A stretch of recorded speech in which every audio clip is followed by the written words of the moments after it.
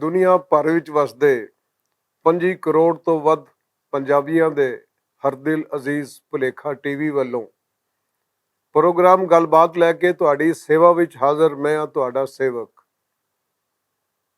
ਅੱਜ ਦਾ ਇਹ ਖਸੂਸੀ programme London ਵਿੱਚ ਵਸਣ ਵਾਲੇ ਪੰਜਾਬੀ ਭੈਣ ਭਾਈਆਂ ਦੇ ਲਈ ਹੈ ਤੇ ਉਹਨਾਂ ਦੀ ਫਰਮਾਇਸ਼ ਉੱਤੇ। ਅਸਲ ਵਿੱਚ ਦੋ ਗੱਲਾਂ ਨੇ ਪਰ ਗੱਲ ਇੱਕੋ ਹੀ ਹੈ। ਹਮੇਸ਼ਾ ਗੱਲ ਇੱਕੋ ਹੀ ਹੁੰਦੀ ਹੈ ਤੇ ਅੱਗੋਂ ਉਸ ਗੱਲ ਦੇ ਵਿੱਚੋਂ ਸ਼ਾਖਾ ਨਿਕਲਦੀਆਂ ਨੇ ਤੇ ਹੋਰ ਗੱਲਾਂ ਬਣ ਜਾਂਦੀਆਂ ਨੇ। ਗੱਲ ਇੱਕੋ ਹੀ ਹੁੰਦੀ ਹੈ ਤੇ ਇੱਕੋ ਗੱਲ ਹੈ, ਜਾਂ ਫਿਰ ਤੁਸੀਂ ਸਮਝ ਲਓ ਕਿ ਦੋ ਗੱਲਾਂ ਨੇ। ਇੱਕ ਗੱਲ ਹੈ ਉਸ ਗਹਿਰੇ ਰਾਜ਼ ਦੀ, ਉਸ ਪੁਰਅਸਰਾਰ ਰਾਜ਼ ਦੀ, ਇੰਨੇ ਡੂੰਘੇ ਰਾਜ਼ ਦੀ ਕਿ ਖੁਦ ਰਾਜ਼ ਨੂੰ ਵੀ ਨਹੀਂ ਪਤਾ ਕਿ ਉਹ ਰਾਜ਼ ਹੈ, ਬੜਾ ਪੁਰਅਸਰਾਰ ਹੈ। ਤੇ ਦੂਜੀ ਗੱਲ ਹੈ ਹਬੀਬ ਜਾਲਬ ਦੀ, ਉਸ ਹਬੀਬ ਜਾਲਬ ਦੀ ਜਿਹੜਾ ਯਾਰਾਂ ਦਾ ਯਾਰ ਹੈ ਤੇ ਉਹ ਹਬੀਬ ਜਾਲਬ ਜਿਹੜਾ ਨਜ਼ਮ ਬਾਅਦ ਵਿੱਚ ਲਿਖਦਾ ਸੀ ਤੇ ਫੜਿਆ ਪਹਿਲੋਂ ਜਾਂਦਾ ਸੀ। ਤੇ ਇਹ ਦੋ ਗੱਲਾਂ ਨੇ। ਇੱਕ ਗੱਲ ਹੈ ਹਬੀਬ ਜਾਲਬ ਦੀ ਤੇ ਦੂਜੀ ਗੱਲ ਹੈ ਉਸ ਗਹਿਰੇ ਰਾਜ਼ ਦੀ ਜਿਸ ਨੂੰ ਤੁਸੀਂ ਜਾਣ ਲਿਆ ਤਦ ਵੀ ਤੁਹਾਡੀ ਖੈਰ ਨਹੀਂ, ਜੇ ਤੁਸੀਂ ਨਾ ਜਾਣਿਆ ਤੇ ਤਦ ਵੀ ਤੁਹਾਡੀ ਖੈਰ ਨਹੀਂ। ਗਏ ਸਮੇਂ ਦੀ ਗੱਲ ਹੈ, ਸ਼ਾਇਰ ਇਨਕਲਾਬ ਹਬੀਬ ਜਾਲਬ ਦੇ ਅਖੀਰੀ ਦਿਹਾੜੇ ਸਨ। ਰੋਜ਼ਨਾਮਾ ਜੰਗ ਲੰਡਨ ਵੱਲੋਂ ਉਹਨਾਂ ਦਾ ਟ੍ਰੀਟਮੈਂਟ ਵਾਈਟ ਚੈਪਲ ਹਸਪੀਟਲ ਵਿੱਚ ਕੀਤਾ ਜਾ ਰਿਹਾ ਸੀ। ਉਹਨਾਂ ਦੇ ਚਾਹਣ ਵਾਲੇ, ਉਹਨਾਂ ਦੇ ਮਿਲਣ ਵਾਲੇ ਆਉਂਦੇ ਸਨ, ਕੋਈ ਫੁੱਲ ਲੈ ਕੇ, ਕੋਈ ਦਿਲ ਲੈ ਕੇ ਤੇ ਕੋਈ ਕਾਰਡ ਲੈ ਕੇ, ਜਿਹੜੇ ਬਾਹਰ ਬੜੀ ਮਖਸੂਸ ਥਾਂ ਤੇ ਰੱਖ ਦਿੱਤੇ ਜਾਂਦੇ। ਉਹ ਯਾਰਾਂ ਦੇ ਯਾਰ ਹਬੀਬ ਜਾਲਬ ਨੂੰ ਸਭ ਪਤਾ ਸੀ ਕਿ ਲੋਕ ਉਹਨੂੰ ਕਿੰਨਾ ਚਾਹੁੰਦੇ ਨੇ ਤੇ ਲੋਕਾਂ ਨੂੰ ਵੀ ਪਤਾ ਸੀ ਕਿ ਅਸੀਂ ਉਹਨੂੰ ਇੰਨਾ ਨਹੀਂ ਚਾਹੁੰਦੇ ਜਿੰਨਾ ਉਹ ਸਾਨੂੰ ਚਾਹੁੰਦਾ ਹੈ। ਤੇ ਉਸ ਸ਼ਾਮ ਪ੍ਰੋਫੈਸਰ ਅਮੀਨ ਮੁਗਲ ਸੀ ਤੇ ਉਹਦੇ ਨਾਲ ਸ਼ਾਹ ਜੀ ਸਨ। ਭਲਾ ਕਿਹੜੇ ਸ਼ਾਹ ਜੀ, ਇਹ ਤੁਸੀਂ ਆਪ ਜਾਣੋ। ਤੇ ਤੀਜਾ ਸਮਾਂ ਅਸੀਂ ਜਾ ਰਹੇ ਸਾਂ ਹਬੀਬ ਜਾਲਬ ਦਾ ਹਾਲ ਪੁੱਛਣ ਲਈ, ਇਹ ਵੇਖਣ ਲਈ ਕਿ ਹੁਣ ਉਹ ਜ਼ਰੂਰ ਤਗੜੇ ਹੋਣਗੇ। ਇਸ ਲਈ ਕਿ ਇਹੋ ਜਿਹੇ ਬੰਦੇ ਨੂੰ, ਇਹੋ ਜਿਹੇ ਤਗੜੇ ਬੰਦੇ ਨੂੰ ਵੇਲਾ ਕਦੀ ਨਹੀਂ ਮਾਰ ਸਕਦਾ। ਅਸੀਂ ਇੱਧਰ ਰਾਹਦਾਰੀ ਚੋਂ ਟੱਪੇ, ਜਾ ਕੇ ਕੜਮ ਕਰਕੇ ਬੂਹਾ ਖੋਲਿਆ ਤੇ ਕਮਰੇ 'ਚ ਐਂਟਰੀ ਪਾਈ। ਹਬੀਬ ਜਾਲਬ ਸੁੱਤੇ ਹੋਏ ਸਨ। ਇੱਕ ਪਾਈਪ ਉਹਨਾਂ ਦੇ ਨੱਕ ਦੇ ਥੱਲੋਂ ਦੀ ਆਕਸੀਜਨ ਦੇਣ ਲਈ ਸੀ ਤੇ ਹੋਰ ਉਸ ਪਿੰਡੇ ਤੇ ਪਤਾ ਨਹੀਂ ਕਿਹੜੀ ਕਿਹੜੀ ਥਾਂ, ਕਿਹੜੀ ਕਿਹੜੀ ਛਾਵਾਂ ਲੱਗੀਆਂ ਹੋਈਆਂ ਸਨ। ਸ਼ਾਹ ਜੀ, ਹਮਰਾਜ਼ ਐਹਸਨ ਤੇ ਪ੍ਰੋਫੈਸਰ ਅਮੀਨ ਮੁਗਲ ਹੋਰੀ ਜਿਵੇਂ ਹੀ ਹਬੀਬ ਜਾਲਬ ਵੱਲ ਵਧੇ, ਉਹ ਨੀਮ ਗਨੂਦਗੀ ਦੇ ਆਲਮ ਦੇ ਵਿੱਚ ਸੁੱਤੇ ਪਏ ਸਨ ਜਾਂ ਫਿਰ ਜਾਗ ਰਹੇ ਸਨ, ਲੇਕਿਨ ਇੰਜ ਲੱਗਦਾ ਸੀ ਉਹ ਨਹੀਂ ਜਾਣਦੇ ਕਿ ਅਸੀਂ ਕਮਰੇ ਵਿੱਚ ਆ ਚੁੱਕੇ। ਪ੍ਰੋਫੈਸਰ ਅਮੀਨ ਮੁਗਲ ਨੇ ਹਬੀਬ ਜਾਲਬ ਦਾ ਹੱਥ ਫੜਿਆ ਔਰ ਪਰੇ ਕੀਤਾ ਤੇ ਉਹਨਾਂ ਦੇ ਸਰੀਰ ਤੇ ਪਈ ਚਾਦਰ ਨੂੰ ਹਮਰਾਜ਼ ਐਹਸਨ ਤੇ ਪ੍ਰੋਫੈਸਰ ਅਮੀਨ ਮੁਗਲ ਨੇ ਠੀਕ ਕੀਤਾ। ਫਿਰ ਪ੍ਰੋਫੈਸਰ ਅਮੀਨ ਮੁਗਲ ਨੇ ਹਬੀਬ ਜਾਲਬ ਦਾ ਹੱਥ ਫੜਿਆ ਤੇ ਹਸਪਤਾਲ ਦੀ ਉਸ ਚਿੱਟੀ ਚਾਦਰ ਤੇ ਇੰਜ ਰੱਖਤਾ ਜਿਵੇਂ 5 ਦਰਿਆ ਵਹਿੰਦੇ ਨੇ। ਉਸ ਸੱਜੇ ਹੱਥ ਦੀ ਫੋਟੋ ਬਣਾਈ ਕਿ ਇੱਧਰੋਂ ਕੜਚ ਕਰਕੇ ਫੋਟੋ ਛਿਕਣ ਦੀ ਆਵਾਜ਼ ਆਈ ਤੇ ਉਧਰ ਹਬੀਬ ਜਾਲਬ ਦੀ ਅੱਖ ਖੁੱਲੀ। ਹਬੀਬ ਜਾਲਬ ਮੁਸਕਰਾ ਰਿਹਾ ਸੀ। ਜਵਾਬ ਵਿੱਚ ਪ੍ਰੋਫੈਸਰ ਅਮੀਨ ਮੁਗਲ ਮੁਸਕਰਾ ਰਿਹਾ ਸੀ ਤੇ ਉਹਨਾਂ ਦੋਨਾਂ ਨੂੰ ਵੇਖ ਕੇ ਹਮਰਾਜ਼ ਐਹਸਨ ਮੁਸਕਰਾ ਰਿਹਾ ਸੀ ਤੇ ਮੈਂ ਉਹਨਾਂ ਤਿੰਨਾਂ ਨੂੰ ਵੇਖ ਕੇ ਮੁਸਕਰਾ ਰਿਹਾ ਸੀ। ਮੈਨੂੰ ਸਮਝ ਨਹੀਂ ਆ ਰਹੀ ਸੀ ਕਿ ਇਹ ਗੱਲ ਮੁਸਕਰਾਹਟ ਦੀ ਕਿਉਂ ਹੈ। ਇਸ ਲਈ ਕਿ ਮੇਰੇ ਦਿਲ ਨੂੰ ਇੱਕ ਧੜਕੂ ਜਿਹਾ ਸੀ ਕਿ ਉਹ ਬੰਦਾ ਜਿਹੜਾ ਸਾਹ ਲੈ ਰਿਹਾ ਹੈ ਤੇ ਸਾਹ ਦਾ ਕੀ ਪਰਵਾਸਾ, ਸਾਹ ਆਵੇ ਨਾ ਆਵੇ। ਤੇ ਜੋ ਹਾਲਤ ਉਸ ਵੇਲੇ ਹਬੀਬ ਜਾਲਬ ਦੀ ਸੀ, ਉਸ ਬਾਹਿੰਮਤ ਇਨਸਾਨ ਨੇ ਉਸ ਹਾਲਤ ਨੂੰ ਕਿਵੇਂ ਬਰਦਾਸ਼ਤ ਕੀਤਾ, ਇਹ ਉਸ ਦੌਰ ਦੇ ਲੋਕ ਜਾਣਦੇ ਨੇ ਜਿਨ੍ਹਾਂ ਨੇ ਉਹਨਾਂ ਨੂੰ ਆਖਰੀ ਵੇਲੇ ਉੱਥੇ ਵੇਖਿਆ। ਹਬੀਬ ਜਾਲਬ ਮੁਸਕਰਾਏ ਪ੍ਰੋਫੈਸਰ ਅਮੀਨ ਮੁਗਲ ਵੱਲ ਵੇਖਿਆ ਤੇ ਹੌਲੀ ਦਿਨੇ ਹਬੀਬ ਜਾਲਬ ਨੇ ਆਖਿਆ ਕਹਾਣੀ ਮੁੱਕ ਗਈ। ਕੀ ਆਖਿਆ? ਕਹਾਣੀ ਮੁੱਕ ਗਈ। ਇਹ ਗੱਲ ਕਰਨ ਲੱਗਿਆਂ ਹਬੀਬ ਜਾਲਬ ਮੁਸਕਰਾ ਰਿਹਾ ਸੀ ਤੇ ਉਹਦੇ ਸਾਹਮਣੇ ਇਹ ਗੱਲਾਂ ਸੁਣਨ ਵਾਲਾ ਪ੍ਰੋਫੈਸਰ ਅਮੀਨ ਮੁਗਲ ਵੀ ਮੁਸਕਰਾ ਰਿਹਾ ਸੀ।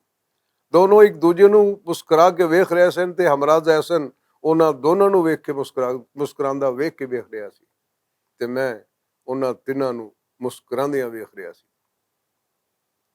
ਪ੍ਰੋਫੈਸਰ ਅਮੀਨ ਮੁਗਲ ਨੇ ਜਵਾਬ ਨਹੀਂ ਦਿੱਤਾ, ਬਸ ਮੁਸਕਰਾਉਂਦੇ ਰਹੇ।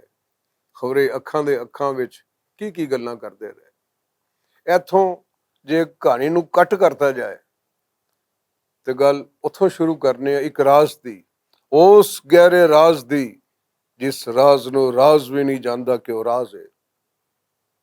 ਉਸ ਰਾਜ਼ ਦੀ ਜਿਸ ਰਾਜ਼ ਤੋਂ ਤੁਸੀਂ ਜਾਣੂ ਹੋ ਗਏ ਤਦ ਵੀ ਤੁਹਾਡੀ ਖੈਰ ਨਹੀਂ, ਜੇ ਉਸ ਰਾਜ਼ ਨੂੰ ਤੁਸੀਂ ਨਾ ਜਾਣ ਸਕੇ ਤੇ ਖੈਰ ਤੁਹਾਡੀ ਫੇਰ ਵੀ ਨਹੀਂ। ਤੇ ਗੱਲ ਹੋ ਰਹੀ ਸੀ, ਹਬੀਬ ਜਾਲਬ ਨੇ ਆਖਿਆ ਕਹਾਣੀ ਮੁੱਕ ਗਈ। ਕਹਾਣੀ ਕਦੀ ਨਹੀਂ ਮੁੱਕਦੀ, ਇਸ ਲਈ ਕਿ ਸਦੀਆਂ ਦੇ ਇਸ ਦਰਬਾਰ ਵਿੱਚ ਉਹ ਕਹਾਣੀਆਂ ਜਿਹੜੀਆਂ ਕਿ ਜ਼ਮਾਨਾ ਕਬਲਸ ਤਾਰੀਖ ਦੀਆਂ ਨੇ, 81 ਤਾਰੀਖ ਦੀਆਂ ਨੇ, ਉਹ ਕਹਾਣੀਆਂ ਟੁਰੀਆਂ ਆ ਰਹੀਆਂ ਨੇ ਤੇ ਇਨਸਾਨ ਦੀ ਮਾਲੂਮ ਤਾਰੀਖ ਤੋਂ ਉਹ ਕਹਾਣੀਆਂ ਇੱਕ ਨਵਾਂ ਜੂਨ ਵਟਾ ਕੇ ਫਿਰ ਟੁਰ ਪੈਂਦੀਆਂ ਨੇ ਤੇ ਹਰ ਵੇਲਾ ਆਪਣੇ ਅਹਿਦ ਦੀਆਂ ਨਵੀਆਂ ਕਹਾਣੀਆਂ ਹੋਰ ਤਖਲੀਕ ਕਰਦਾ ਹੈ। ਤੇ ਮੈਂ ਗੱਲ ਕਰ ਰਿਹਾ ਸਾਂ ਹਬੀਬ ਜਾਲਬ ਦੀ, ਉਸ ਇਨਸਾਨ ਦੀ ਜਿਹੜਾ ਨਜ਼ਮ ਬਾਅਦ ਵਿੱਚ ਲਿਖਦਾ ਸੀ ਤੇ ਫੜਿਆ ਪਹਿਲੋਂ ਜਾਂਦਾ ਸੀ ਤੇ ਰੋਜ਼ਨਾਮਾ ਅਖਬਾਰ ਦੇ ਵਿੱਚ ਖਬਰ ਛਪਦੀ ਸੀ, ਇੱਕ ਬੰਦਾ ਜਿਹੜਾ ਆਪਣੇ ਆਪ ਨੂੰ ਸ਼ਾਇਰ ਕਹਿੰਦਾ ਹੈ ਤੇ ਲੋਕਾਂ ਨੇ ਦੱਸਿਆ ਉਹਦਾ ਨਾਂ ਹਬੀਬ ਜਾਲਬ ਹੈ, ਉਹ ਇੱਕ ਇਲੈਕਟ੍ਰਿਕ ਪੋਲ ਦੇ ਥੱਲੇ ਕਪੜਾ ਵਿਛਾ ਕੇ ਜੂਆ ਖੇਡਦਾ ਫੜਿਆ ਗਿਆ ਤੇ ਦਾਅ ਤੇ ਲੱਗੀ 20 ਰੁਪਏ ਦੀ ਖਤੀਰ ਰਕਮ ਪੁਲਿਸ ਨੇ ਆਪਣੀ ਤਹਿਵੀਲ ਵਿੱਚ ਲੈ ਲਈ। ਮਜ਼ੀਦ ਤਫਤੀਸ਼ ਜਾਰੀ ਹੈ। ਅੱਗੋਂ ਹਬੀਬ ਜਾਲਬ ਜੋ ਉਹਨੇ ਕਹਿਣਾ ਹੈ ਉਹ ਕਹਿਣਾ ਹੈ, ਜੋ ਉਹਨੇ ਵੇਖਿਆ ਹੈ ਉਹ ਜੋ ਉਸਨੇ ਜਰਿਆ ਉਸਨੇ ਕਹਿਣਾ ਹੈ, ਔਰ ਉਹ ਕਹਿ ਕੇ ਰਿਹਾ ਹੈ। ਇਸ ਲਈ ਕਿ ਕਹਿਣ ਵਾਲਿਆਂ ਨੂੰ ਡੱਕਿਆ ਨਹੀਂ ਜਾ ਸਕਦਾ, ਨਾ ਉਹਨਾਂ ਦੇ ਅੱਖਰਾਂ ਨੂੰ, ਨਾ ਉਹਨਾਂ ਦੇ ਰਸਤਿਆਂ ਨੂੰ। ਤੇ ਫਿਰ ਹਬੀਬ ਜਾਲਬ ਉਹ ਯਾਰਾਂ ਦਾ ਯਾਰ ਕਿ ਪੁਲਿਸ ਵਾਲੇ ਇੱਥੇ ਖੜੇ ਨੇ, ਲੋਕਾਂ ਕੋਲੋਂ ਪੁੱਛ ਰਹੇ ਨੇ ਦੱਸ ਹੋਏ ਹਬੀਬ ਜਾਲਬ ਕਿੱਥੇ, ਸਾਡੇ ਕੋਲ ਉਹਦੇ ਵਾਰੰਟ ਨੇ ਤੇ ਅਸੀਂ ਉਹਨੂੰ ਫੜਨ ਆਏ ਹਾਂ। ਤੇ ਉਹਨਾਂ ਤੋਂ ਐਨ ਪਿੱਛੇ ਗੰਡੇਰੇ ਵਾਲੀਆਂ ਰੇਹੜੀਆਂ ਤੇ ਗੰਡੇਰੀਆਂ ਚੂਪਦਾ ਹਬੀਬ ਜਾਲਬ ਰੇਹੜੀ ਵਾਲੇ ਨੂੰ ਦੱਸ ਰਿਹਾ ਹੁੰਦਾ ਸੀ, ਦੇਖ ਬੇਟਾ ਇਹ ਜਿਹੜਾ ਸਾਮਰਾਜ ਹੈ ਉਹ ਸਾਨੂੰ ਇਸ ਗੰਡੇਰੀ ਤਰ੍ਹਾਂ ਨਿਚੋੜ ਰਿਹਾ ਹੈ। ਹਬੀਬ ਜਾਲਬ ਨੂੰ ਸੁਲਾਖਾਂ ਦੇ ਪਿੱਛੇ ਤੇ ਘੱਲਿਆ ਜਾ ਸਕਦਾ ਸੀ, ਪਰ ਉਹਦੀ ਫਿਕਰ ਕਦੀ ਵੀ ਕਿਸੇ ਸੁਲਾਖ ਨੂੰ ਨਹੀਂ ਮੰਨੀ, ਕਿਸੇ ਪਿੰਜਰੇ ਨੂੰ ਨਹੀਂ ਮੰਨੀ, ਉੱਡਦੀ ਰਹੀ। ਇਸ ਲਈ ਕਿ ਉੱਡਣ ਵਾਲਿਆਂ ਨੇ ਉੱਡਣਾ ਹੈ, ਉਹਨਾਂ ਨੂੰ ਢਕਿਆ ਨਹੀਂ ਜਾ ਸਕਦਾ। ਤੇ ਗੱਲ ਹੈ ਹਬੀਬ ਜਾਲਬ ਦੀ ਕਿ ਉਸ ਨੇ ਆਖਿਆ ਕਹਾਣੀ ਮੁੱਕ ਗਈ ਤੇ ਇਹ ਗੱਲ ਕਰਨ ਲੱਗਿਆ ਉਹ ਮੁਸਕਰਾ ਰਿਹਾ ਸੀ ਤੇ ਜਵਾਬ ਵਿੱਚ ਪ੍ਰੋਫੈਸਰ ਅਮੀਨ ਮੁਗਲ ਵੀ ਮੁਸਕਰਾ ਰਿਹਾ ਸੀ। ਮੈਨੂੰ ਸਮਝ ਨਹੀਂ ਆ ਰਹੀ ਸੀ ਕਿ ਉਹਦੇ ਕਹਿਣ ਦਾ ਮਕਸਦ ਕੀ ਹੈ। ਕਹਾਣੀ ਮੁੱਕ ਗਈ। ਮੈਨੂੰ ਇੰਝ ਲੱਗਦਾ ਸੀ ਜਿਵੇਂ ਫਨਾ ਦਾ ਵੇਲਾ ਆ ਗਿਆ, ਸਾਰੇ ਸਾਗ ਘੁੱਟੇ ਜਾਣਗੇ, ਇਸ ਲਈ ਕਿ ਕਹਾਣੀ ਮੁੱਕ ਗਈ, ਪਰਦਾ ਡਿੱਗੇਗਾ, ਸਾਰੇ ਕਿਰਦਾਰ, ਸਾਰੇ ਪਾਤਰ, ਸਾਰੇ ਕਰੈਕਟਰ, ਕੋਈ ਉਰਾ ਤੇ ਕੋਈ ਪੁਰਾ, ਇਸ ਲਈ ਕਿ ਕਹਾਣੀ ਮੁੱਕ ਗਈ, ਪਰਦਾ ਡਿੱਗ ਚੁੱਕਿਆ ਹੈ। ਇਹ ਅੱਧਾ ਰਾਜ਼ ਹੈ, ਅੱਧਾ ਰਾਜ਼ ਹੈ। ਹਬੀਬ ਜਾਲਬ ਨੇ ਆਖਿਆ ਕਹਾਣੀ ਮੁੱਕ ਗਈ। ਹਬੀਬ ਜਾਲਬ ਪ੍ਰੋਫੈਸਰ ਅਮੀਨ ਮੁਗਲ ਨੂੰ ਵੇਖ ਕੇ ਮੁਸਕਰਾ ਰਿਹਾ ਹੈ ਤੇ ਪ੍ਰੋਫੈਸਰ ਅਮੀਨ ਮੁਗਲ ਹਬੀਬ ਜਾਲਬ ਨੂੰ ਵੇਖ ਕੇ ਮੁਸਕਰਾ ਰਿਹਾ ਹੈ। ਹਮਰਾਜ਼ ਐਸਨ ਦੋਨਾਂ ਨੂੰ ਇੱਕ ਦੂਜੇ ਨੂੰ ਮੁਸਕਰਾਉਂਦਿਆਂ ਵੇਖ ਕੇ ਮੁਸਕਰਾ ਰਿਹਾ ਹੈ ਤੇ ਮੈਂ ਇੱਕ ਪਾਸੇ ਖੜਾ ਉਹਨਾਂ ਤਿੰਨਾਂ ਨੂੰ ਮੁਸਕਰਾਉਂਦਿਆਂ ਵੇਖ ਕੇ ਉਹਨਾਂ ਤਿੰਨਾਂ ਨੂੰ ਮੁਸਕਰਾਉਂਦਿਆਂ ਵੇਖ ਕੇ ਮੁਸਕਰਾ ਰਿਹਾ ਵਾਂ ਤੇ ਸਮਝ ਨਹੀਂ ਆ ਰਹੀ ਸੀ ਕਿ ਮੈਂ ਕਿਉਂ ਮੁਸਕਰਾ ਰਿਹਾ ਵਾਂ।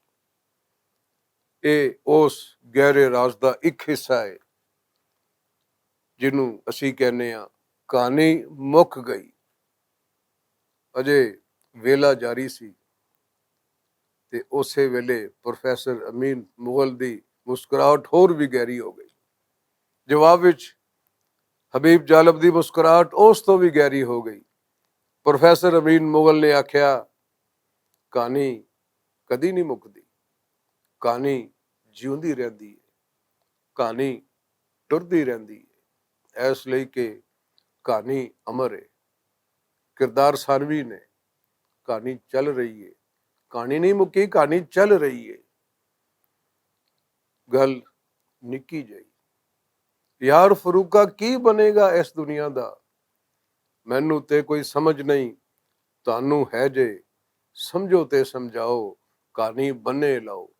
ਗੱਲ ਨਿੱਕੀ ਜਿਹੀ, ਯਾਰ ਫਰੂਕਾ ਕੀ ਬਣੇਗਾ ਇਸ ਦੁਨੀਆ ਦਾ, ਗੱਲ ਨਿੱਕੀ ਜਿਹੀ।